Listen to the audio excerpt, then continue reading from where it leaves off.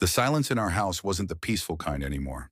It was heavy, like the air right before a massive storm breaks over the Indiana plains. Thick, suffocating, and charged with an electricity you can't see, but can definitely feel on your skin. My name is Mark, and for 7 years, I believed I was the architect of a perfect life. I didn't just build skyscrapers and commercial hubs in downtown Indianapolis. I thought I had built a marriage that could withstand any tremor. We lived in a quiet cul-de-sac in Carmel, in a house with a wraparound porch and a yard that was the envy of the neighborhood. But lately, the foundation was cracking, and I was the only one pretending not to hear the settling of the timber. Sarah was my everything, or at least the version of Sarah I held in my head was. She was vibrant, sharp. Anoran had a laugh that could cut through the gloomiest Monday morning, but over the last 6 months, that laugh had become a rare commodity. She started coming home late, her excuses as polished and cold as the marble countertops in our kitchen. The Q3 projections are a mess, Mark. Or, Julian needs me to spearhead the New York merger.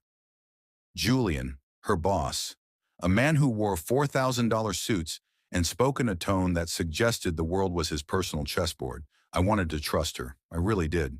Because in my world, if you don't have trust, the whole structure collapses. But then came the announcement of the Leadership Summit in Chicago. It wasn't just a meeting. It was a 3-day intensive at one of the most expensive hotels on the Magnificent Mile. Sarah told me Julian had personally handled the logistics. She booking executive suites to ensure the team was rested and focused. I watched her pack a suitcase on Tuesday night. She tucked away a backless silk gown, the kind of dress that isn't meant for a boardroom.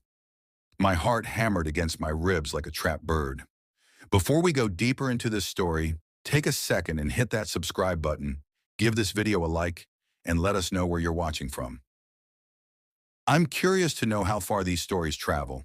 I stood in the doorway of our bedroom, watching her fold that dress, feeling a cold knot of dread tighten in my stomach that no amount of logic could untie.